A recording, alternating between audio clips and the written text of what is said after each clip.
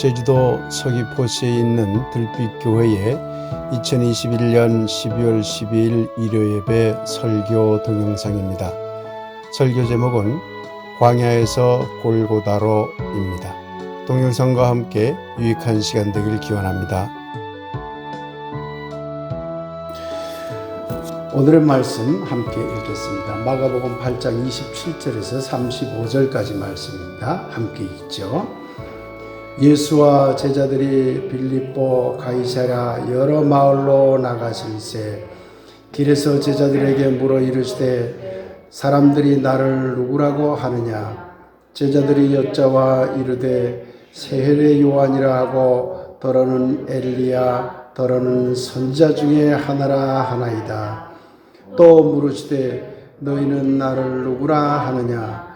베드로가 대답하여 이르되 주는 그리스도시니이다 하매 이에 자기의 일을 아무에게도 말하지 말라 경고하시고 인자가 많은 고난을 받고 장로들과 대제사장들과 서기관들에게 버림받아 죽임을 당하고 사흘 만에 살아나야 할 것을 비로소 그들에게 가르치시되 드러내놓고 이 말씀을 하시니 베드로가 예수를 붙들고 항변하며 예수께서 돌이키사 제자들을 보시며 베드로를 꾸짖어 이르시되 사탄아 내 뒤로 물러가라. 내가 하나님의 일을 생각하지 아니하고 도리어 사람의 일을 생각하는도다 하시고 무리와 제자들을 불러 이르시되 누구든지 나를 따라오려거든 자기를 부인하고 자기 십자가를 지고 나를 따를 것이니라. 누구든지 자기 목숨을 구원하고자 하면 잃을 것이요 누구든지 나와 복음을 위하여 자기 목숨을 잃으면 구원하리라. 이번에는 마가복음 15장 37절에서 39절입니다. 예수께서 큰 소리를 지르시고 숨지시니라. 이에 성소 휘장이 위로부터 아래까지 찢어져 둘이 되니라. 예수를 향하여 섰던 백부장이 그렇게 숨지심을 보고 이르되 이 사람은 진실로 하나님의 아들이었도다 하더라. 말씀을 받습니다. 아멘. 안녕하십니까. 반갑습니다. 네, 오늘은 광야에서 골고다로라는 제목으로 말씀을 함께 하도록 하겠습니다. 오늘도 말씀 가운데 여러분이 생각하는 예수님이 그리스도됨에 대한 생각의 넓이와 깊이가 더 깊어지고 넓어지게 되기를 예수님의 이름으로 간절히 축원드립니다. 지난주에 우리는 카이로스의 만남이라는 제목으로 여러분들과 함께 말씀을 나눴습니다.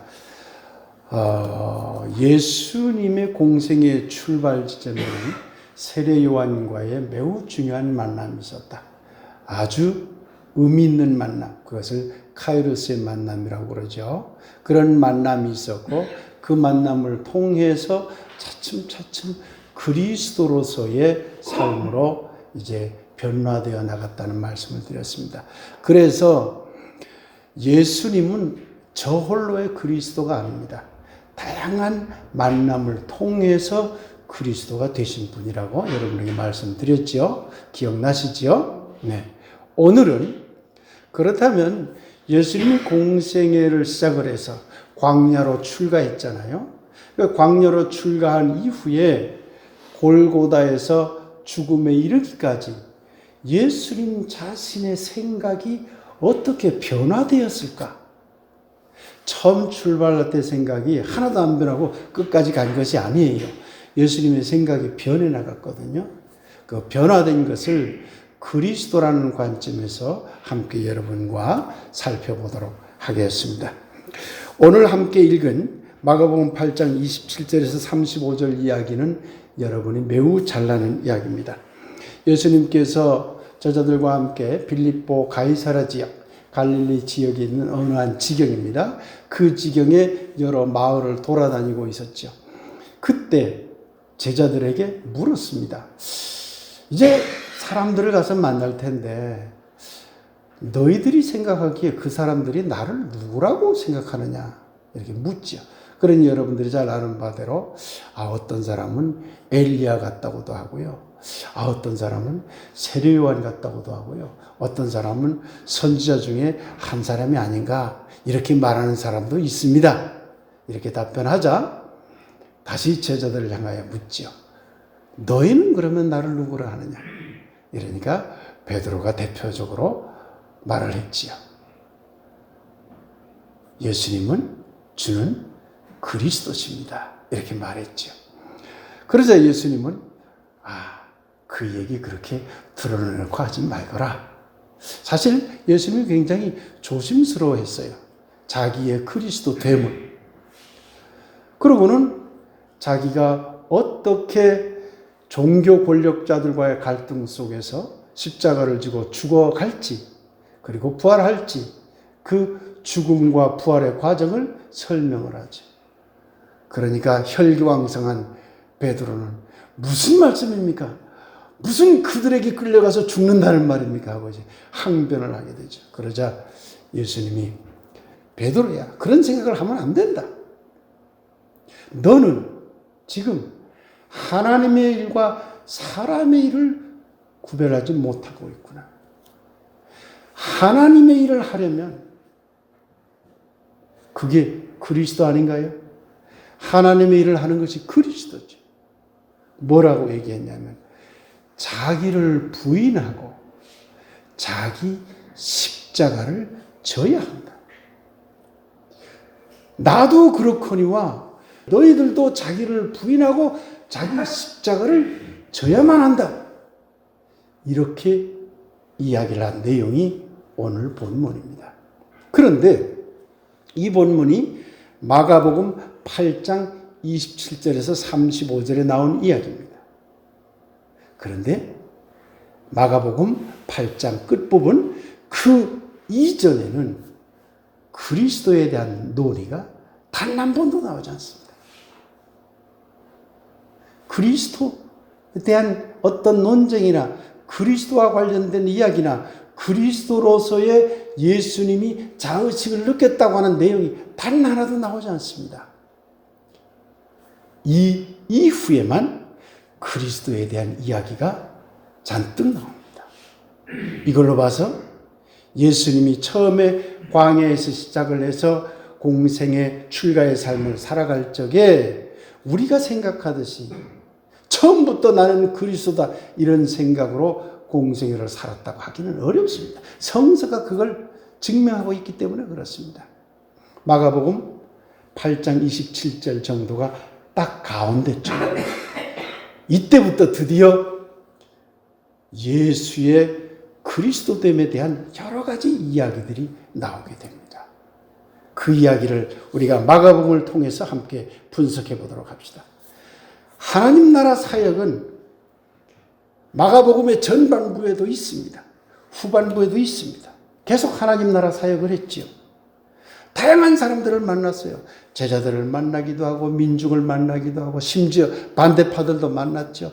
사두개파도 만나고 바리새파도 만나고 서기관들도 만나고 장로 전통을 지키는 그런 사람들도 만나고 하면서 다양한 갈등도 일어났지. 그게 전반부에도 있고 후반부에도 있어요. 그런 사람들, 어떤 권력을 가진 사람들로부터 많은 민중이 고통을 받고 있기 때문에 타자로부터 오는 어떤 억압과 고통을 해결하기 위해서 예수님이 적극 앞장섰어요. 병도 치료하고 가난한 자를 돕기도 하고 귀신 들린 자들을 귀신으로부터 해방시켜 주기도 하고 하는 이런 사역들이 전반부에도 있고 후반부에도 있습니다. 이것은 공이 같습니다. 그런데 전반부에는 그리스도 논쟁이 없습니다. 후반부에만 있다는 것이죠. 소유와 집착, 자기 집착을 버려라. 자기를 부인해라. 십자가를 져라. 이런 말은 전반부에는 한 번도 나오지 않습니다. 후반부에만 나옵니다. 다윗 자손 그리스도 논쟁, 제가 언젠가 여러분에게 설교해 드렸죠. 기억하시는지 모르겠습니다. 마가복음 12장 35절에 보면 예수께서 성전에서 가르치실 때 대답하여 이르시되 어찌하여 서기관들이 그리스도를 다윗의 자손이라 하느냐 다윗이 그리스도를 주라 하였은즉 어찌 그의 자손이 되겠느냐 하시니 많은 사람들이 즐겁게 듣더라. 제가 찾아보니까 5월 16일 예배 때 그리스도는 타자인가? 라는 제목으로 여러분에게 이 내용을 가지고 설교를 했습니다. 이게 뭐냐면 바리새파는 그리스도는 다윗의 자손이어야 한다. 다윗과 같은 왕권적 그리스도여야 된다. 이렇게 주장한 반면 예수님은 왜 그리스도가 다윗의 자손이어야 하느냐?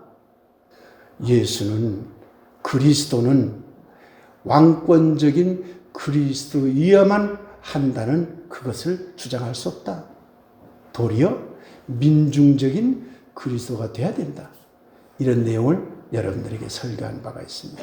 자세한 내용을 알고 싶으신 분은 5월 16일 동영상을 다시 한번 돌아보시기 바랍니다.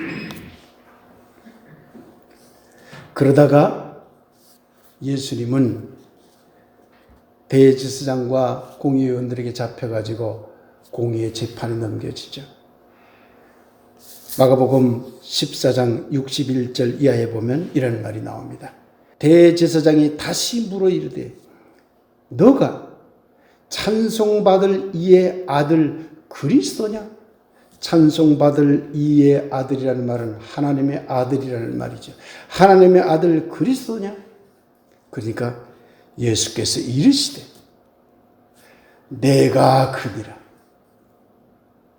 맨 마지막 부분에 와서야 내가 그리스도다라고 선언을 합니다. 그리고 마가복음 15장 37절에서 39절 십자가상에서 죽을 때 이런 내용이 나옵니다. 예수께서 큰 소리를 지르시고 숨지시니라. 이에 성소 휘장이 위로부터 아래까지 찢어져 둘이 되니라. 예수를 향하여 섰던 백부장이 그렇게 숨지심을 보고 이르되 이 사람은 진실로 하나님의 아들이었도다 하니라. 맨 마지막 십자가상에서 죽었을 때 중요한 상징이 나옵니다. 그게 뭐냐면 성소의 휘장이 위아래로 쫙 찢어졌다는 거죠. 이와 관련해서도 여러분에게 설교 드린 바가 있습니다. 이것은 성스러움과 세속적인 것을 나누었던 휘장을 찢어버린 거예요. 그러니 성스러움과 세속적인 것을 나누던 이원론을 파괴한 사건입니다. 성스러움과 세속적인 것만일까요? 예수님이 십자가상에서 자기 인식된 그리스도로 죽었다는 사실은 이원론적인 분리를 파괴해버린 사건이라는 뜻입니다. 최종적으로 이 사건은 자아와 나와 너를 분리하려는 인간의 마음을 꾸짖고 그것을 쪼개는 사건인 겁니다. 자기를 부인하라는 게 뭡니까? 자기 집착으로부터 탈출하라는 거잖아요. 그 얘기는 나와 너를 나누는 집착, 이원론적인 집착으로부터 벗어나라는 얘기예요. 십자가를 지라는 건 뭘까요? 꼭 그렇게 고통을 받아서 죽으라는 말이 아닙니다.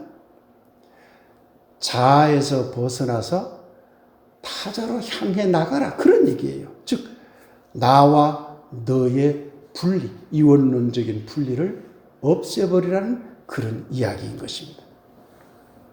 예수님의 공생애는 변했습니다. 예수님의 공생애의 목적은 복음서에 의하면 모든 억압과 고통으로부터의 해방이 예수님의 공생애의 목적입니다. 모든 억압과 고통으로부터 해방된 상태, 그게 자유로운 상태이고 생명이 충만한 상태 아니겠습니까? 이것이 바로 하나님 나라 운동의 지향점입니다. 그런데 전반부와 후반부를 비교해 보면 예수님은 기존의 유대 민족의 그리스도로 그것을 바꾸면서 그걸 거부하면서 스스로 자기의 그리스도 됨으로 자의식을 발전시켜 나갔습니다. 변화된 것이죠. 완전히 새로운 그리스도론이라는 자의식이 생겨났음을 알 수가 있습니다. 이것을 세 가지로 정리할 수 있습니다. 첫째는 여러분들에게 몇 차례 말씀드렸지만 예수님은 왕권적 그리스도를 거부했습니다. 유대민족이나 특히 유대 사두개파나 바리새파 등 기득권층이 가장 원했던 그리스도, 왕권적 그리스도죠. 다윗 그리스도, 다윗 왕과 같은 그리스도, 다윗 자손의 그리스도. 그러니 사실요, 예수님을 향해서도 많은 민중들이, 따르던 무리들이 다윗 그리스도를 원했어요. 그걸 어디서 알 수 있느냐면 예루살렘으로 입성할 당시에, 그것도 후반부 얘기입니다. 다윗의 자손 예수여 호산나 호산나 하고 따르는 무리들이 외쳤어요. 그 얘기는 뭐냐면 예수를 향해서 당신 왕권적 그리스도가 되시오 되시오 하는 요청이거든요. 근데 그걸 예수님은 거부하고 도리어 민중적 그리스도가 되신 것입니다. 자기 자신을 바꿔버린 것이죠. 두 번째로는 유일한 그리스도가 특별히 따로 있는 것이 아니라 누구나 자기를 부인하고 자기 집착으로부터 탈출하고 자기 십자가를 지는 자가 바로 그리스도라고 선언해 주었어요. 예수만 그리스도다. 아니면 또 다른 어떤 특정한 사람만 그리스도다라는 유일한 그리스도 사상을 거부하고 누구나 다 다양한 민중 그리스도가 될 수 있고 또 되어야 한다고 요청한 것입니다. 여러분, 오늘 본문을 잘 들여다봐야 됩니다. 자기를 부인하고 자기 십자가를 지는 것이 나의 일이다. 베드로야, 너 왜 그렇게 나의 가는 길을 방해하느냐? 나는 나를 부인하고 내 십자가를 지는 길을 난 가야 할 것이다. 이렇게 말하지 않았어요. 뭐라고 얘기했느냐? 누구든지, 나만 그게 아니라 누구든지 자기를 부인하고 자기 십자가를 져야 한다. 이렇게 얘기를 했어요. 이 얘기는 무슨 얘기냐면 예수님이 그리스도, 민중 그리스도로서의 본을 보이겠지만, 앞으로 내가 보이겠지만 너희들도 그렇게 되어야 된다는 요청입니다.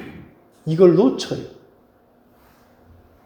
예수님만 그런 분이고 우린 그럴 필요 없이 가만히 있어도 된다. 예수님은 그렇게 말한 분이 아닙니다.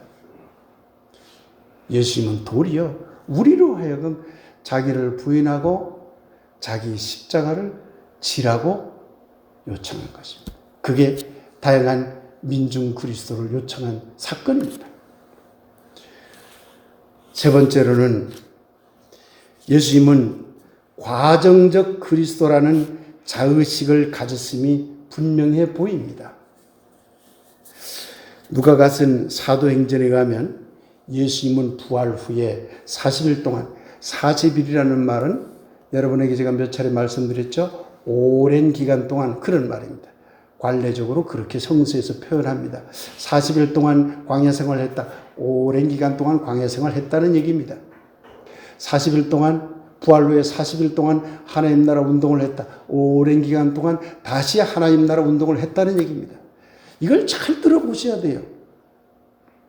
예수님이 유일한 그리스도시고 모든 억압과 고통으로부터 해방시켜주고 교리적으로 말하는 원죄로부터 구원을 이루는 유일하며 결정적인 그리스도라면 예수님이 죽어서 부활한 것으로 모든 건 끝나야 돼요. 그잖아요. 그런데 성서 자체가 끝나질 않았어요. 예수님이 부활 후에 다시 돌아와서 40일 동안 하나님 나라 일을 가르쳤더라. 그게 사도행전의 기록이에요. 그 얘기는 예수님이 부활했다고 해서 그걸로 끝난 게 아니라 또 가서 일을 해야 된다는 얘기예요. 또 결정돼서 끝난 게 아니라 계속 끊임없이 과정적으로 하나님 나라 일을 해야 된다는 것을 몸소 보여준 겁니다. 그러니 예수님은 결정적 그리스도가 아니라 과정적 그리스도라는 말입니다. 이처럼 예수님은 공생의 후반부에 이르러 민중적 그리스도, 다양한 그리스도, 과정적 그리스도에 대한 자의식이 깨어난 것으로 보여집니다. 그렇게 함으로써 자아집착으로부터의 탈출이라는 종교운동으로 자신을 더욱 성숙시켰다고 여겨집니다. 3년이라는 짧은 기간에, 물론 이 3년이라는 기간도 정확한 건 아닙니다. 추정을 한 기간이죠. 예수님의 공생애에 대한 추정된 기간이 3년이죠. 더 길었을 수도 있고 더 짧았을 수도 있습니다. 그러나 그렇게 길지 않는 이 짧은 시간에 이런 변화를 온몸으로 깨닫고 또한 온몸으로 실천했다는 것이 대단히 놀라울 따름입니다. 오늘이 공교롭게도 12.12 군사 반란 사건이 일어난 날입니다. 1979년 10월 26일 박정희 대통령이 이제 살해됐죠. 그러자 최규하 과도정부 대통령이 계엄령을 선포했어요. 제주도를 제외하고. 그러고는 정승화 육군참모총장을 계엄사령관으로 임명을 했죠. 온 국민이 민주화의 열망에 사로잡혀 있었습니다.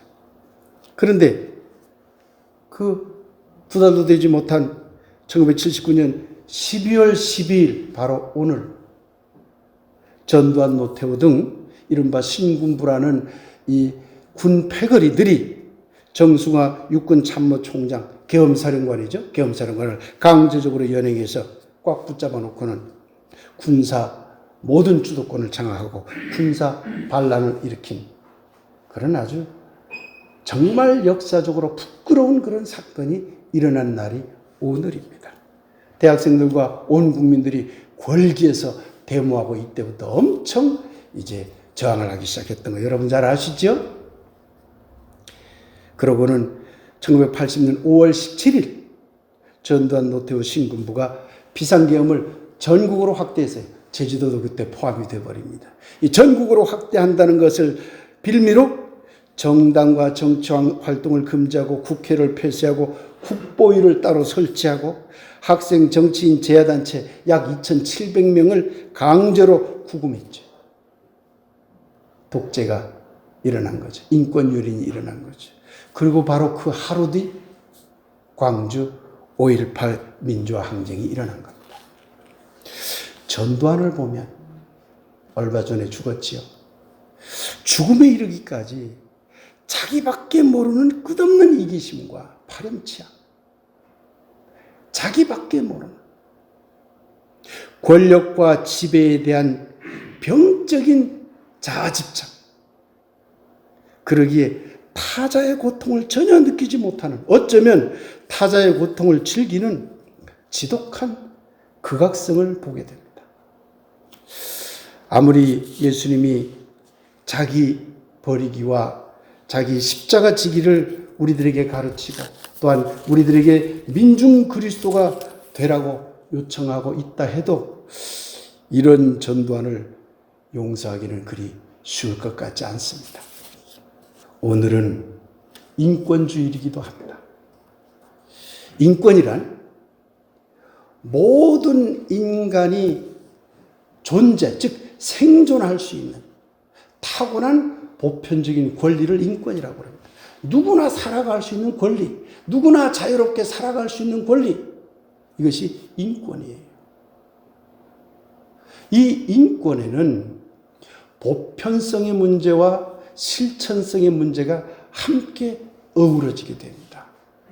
무슨 얘기냐면 종교적으로 이것을 놓고 보면 모든 인간의 생명은 동등하게 소중하다. 보편성이에요. 누구나 그래야 된다. 그 말이에요. 누구나 그래야 된다. 보편적으로 그런 권리를 가지고 있다. 그뿐만 아니라 모든 생명은, 모든 인간의 생명은 타인으로부터 오는 억압, 타인으로부터 오는 어떤 고통, 타인으로부터 오는 어떤 폭력으로부터 자유로워야 하고, 뿐만 아니라 종교적으로 보면 자아집착으로부터 오는 억압과 고통으로부터도 자유로워져야 됩니다. 이게 인권이라는 거예요. 그렇게 자유롭게 살 수 있는 권리가 인권이라는 겁니다. 그런데 이것을 실천하려면 부딪혀요. 뭐가 부딪히죠? 나의 자유가 확대되면 확대될수록 타자의 자유는 침해받을 가능성이 생깁니다. 전두환이 자기 멋대로 했잖아요. 전두환의 입장에서 보면 전두환의 자유는 극대화가 됐죠. 엄청 넓어지고 엄청 자유롭게 했죠. 마음대로 할 수 있었으니까. 그러나 그의 자유, 자기에 대한 집착이 강화되면 강화될수록 타자들, 우리 국민들은 억압과 고통 속에 빠져드는 거죠. 그러니 자아와 타자의 자유를 어떻게 조율할 것이냐 하는 실천성의 문제가 반드시 대두되게 되는 것입니다. 여기서 오늘 본문 이야기를 해야만 합니다. 예수님은 자기 부인과 십자가를 지라고 그랬죠. 이게 종교적으로 인권을 형성하는, 실천적으로 인권을 유지하는 키포인트가 됩니다. 자아를 자꾸 내려놓으려고 하고 타자를 향한 십자가 지기를 누구나 해나간다면 그야말로 인권은 보장이 될 수 있는 거죠. 서로의 인권이 존중될 수 있는 것이죠. 시민운동 차원에서 보자면 스스로 자기 제한을 할 줄 아는 성숙한 윤리의식을 어떻게 형성할 것인가 하는 고민이 당연히 생기게 됩니다. 국가 차원에서는 법 질서를 통해서 개인의 자유를 어떻게 최소한 제한하면서 다른 모든 사람들과 함께 공존을 해나가도록 할 것인가 하는 고민을 할 수밖에 없는 것이죠. 이게 인권에 대한 실천성의 고민거리입니다. 자아의 자유를 마음껏 확대하려니 타자의 자유가 침해받고, 내 생명을 극대화하려니 타자의 생명이 피해를 보잖아요. 이 조율이 그만큼 어려운 것입니다. 그런데 예수님은 바로 누구나 함께 어울려 살아가는 나라, 이게 곧 하나님 나라입니다. 이 하나님 나라 실현을 위해서는 자기 내려놓음과 자기 부인과 자기 십자가 지기가 매우 필요하다는 정말 어려운 요청을 인류 앞에 내어놓고 있는 것입니다. 예수를 따른다는 것이 참 어려운 겁니다. 제가 오래전에 여러분들에게 여러분 왜 예수를 따르세요? 왜 기독교를 믿으세요? 이렇게 어려운 종교를 하고 말했던 거 기억하세요? 예수님을 진정으로 따르려면 정말 어려운 일입니다. 예수만 믿으면 우리는 구원받는다. 그건 예수 믿는 게 아니에요. 그건 진정한 의미에서 기독교 아닙니다. 그것은. 우리가 그리스도가 돼야 돼요. 되려고 노력해야 돼요. 작은 그리스도가 돼야 되는 거죠. 근데 작은 그리스도 될 생각은 안 하고 그냥 예수님 어서 와서 우리를 구원해 주셔서 아멘. 그렇게 편하게 믿는 그런 기독교? 그거는 기독교가 아닙니다. 불교는요, 자기 내려놓음을 매우 강조합니다. 잘 들으세요. 불교는 자아를 내려놓으라고 계속 가르치잖아요. 나는 없다. 나라는 실체는 없다. 불교 철학적으로 말하면 나라는 실체가 없다. 모든 것이 연기다. 연기라는 말은 어려운 용어죠. 불교 용어인데 그것은 내가 여기 있다고 하더라도 다른 것과의 모든 관계 속에서 여기 임시 존재하는 것이지 실체로서 고정된 실체로서 나는 없다. 그러니 왜 나에 대한 집착을 하느냐? 다 없는 건데 집착을 버리라고 불교는 강조해요. 그런데 기독교는 거기에서 한 걸음 더 나가요. 예수님의 진짜 가르침은 후반부에 있는 거예요. 마가복음 후반부에. 후반부 중에서도 골고다 길 앞에 섰을 때 예수님의 진짜 가르침이 나타나는 거예요. 그게 뭐예요? 자기를 내려놓으라. 그다음 십자가를 지라. 이 얘기는 타자로 향해서 나가라 그 얘기잖아요. 자기 내려놓는 것으로 끝나는 게 아니라 한 걸음 더 나가서 네가 민중 그리스도가 돼서 그 속으로 들어가라. 그래서 타인을 위해서 살아가라. 이게 십자가 지라는 얘기 아니에요. 얼마나 어려운 종교인데요. 그런 거 가만히 생각하면요. 저도 어떨 때는 아찔해요. 너무 편하게 기독교를 믿는 것이 아닌가 하는 그런 생각 때문에 그렇습니다. 기독교는 자기를 내려놓는 길, 여기에서 멈추는 게 아니라 타자를 향해서 나가라고 하는, 십자가 지기로까지 나아가도록 요청하는 매우 어렵고 힘든 종교입니다. 한국 교회는 인권 문제와 관련하여 어느 지점에 서 있을까요? 이를 이해하려면 한국 교회가 어떤 그리스도를 고백하고 있는지를 살펴보면 알 수가 있습니다. 왕적인 그리스도를 고백하고 있는가? 아니면 민중적인 그리스도를 고백하고 있는가? 유일한 그리스도를 고백하고 있는가? 아니면 다양한 그리스도, 즉 우리도 그리스도가 돼야 된다고 고백하고 있는가? 결정적인 그리스도를 고백하고 있는가? 아니면 예수님처럼 끊임없이 되어감의 그리스도, 과정적 그리스도를 고백하고 있는가? 이걸 따져보면 한국 그리스도의 인권의 문제가 어디에 서 있는지 알 수 있다는 것입니다. 한국 교회가 예수 우리 왕이여라는 식의 노래를 외치고 있는 한, 그것은 예수를 다윗과 같은 왕적 그리스도라고 믿으라고 요청하는 것과 하나도 다를 바 없는 겁니다. 예수는 우리 왕이라며. 그게 바로 바리새파들이 원했던 거 아닙니까? 사두개파들이 원했던 거고. 근데 예수님은 그걸 거부했다니까요. 예수 우리 왕이여 이곳에 오셔서 우리가 왕께 드리는 영광을 받아 주소서. 우리는 주님의 백성, 주님은 우리 왕이라.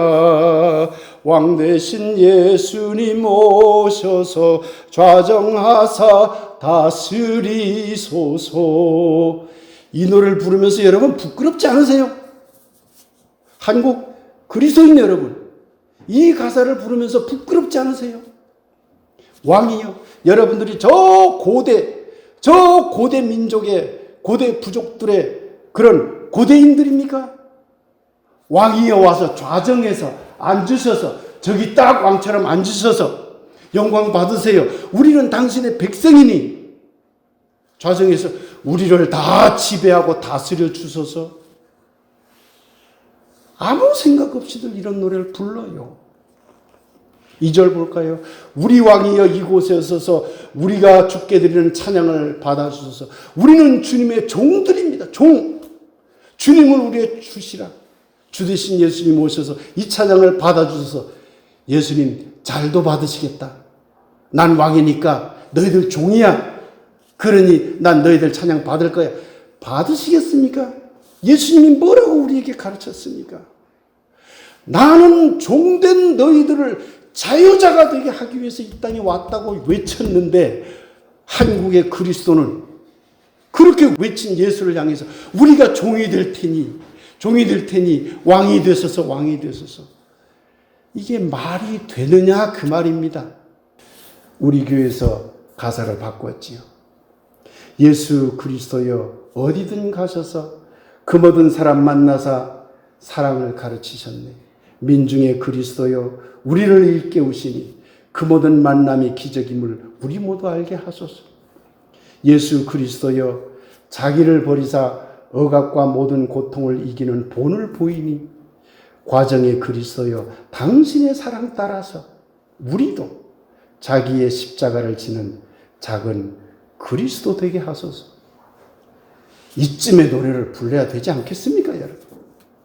한국의 그리스도인 여러분, 여러분이 예수는 왕이라는 노래를 부르는 한 여러분은 왕과 백성, 주인과 종이라는 지배와 피지배를 당연한 것처럼 받아들이게 됩니다. 무의식적으로 받아들이게 됩니다. 그 결과 기독교 신자들은 왕적인 그 누군가의 명령만 기다리는 부하들이 되고 맙니다. 그리고 그의 명령에 따라 적들을 물리치고 승리의 나팔을 불려는 이원론자들이 필연적으로 될 수밖에 없습니다. 예수님은 십자가를 통해서 성소의 휘장을 찧어서 이원론을 파기했는데 지금 한국 기독교는 왕과 백성, 주인과 종, 지배와 피지배라고 하는 이원론의 종교가 되고 있다니까요. 필연적이 될 수밖에 없어요. 결국 이런 왕적인 그리스도를 믿는 기독교 신앙은요, 전두환식의 인권 유린이 일어나도 그런 독재자를 찬양하는 종교가 돼요. 왜? 왕이니까요.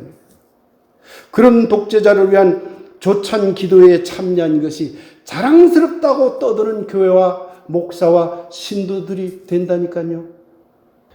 예수님은 광야에서 출발하여 골고다에 이르기까지 자신의 그리스도됨을 과정적으로 성숙시켜 나갔습니다. 민중적 그리스도와 다양한 그리스도와 과정적 그리스도의 표본이 되셨지요.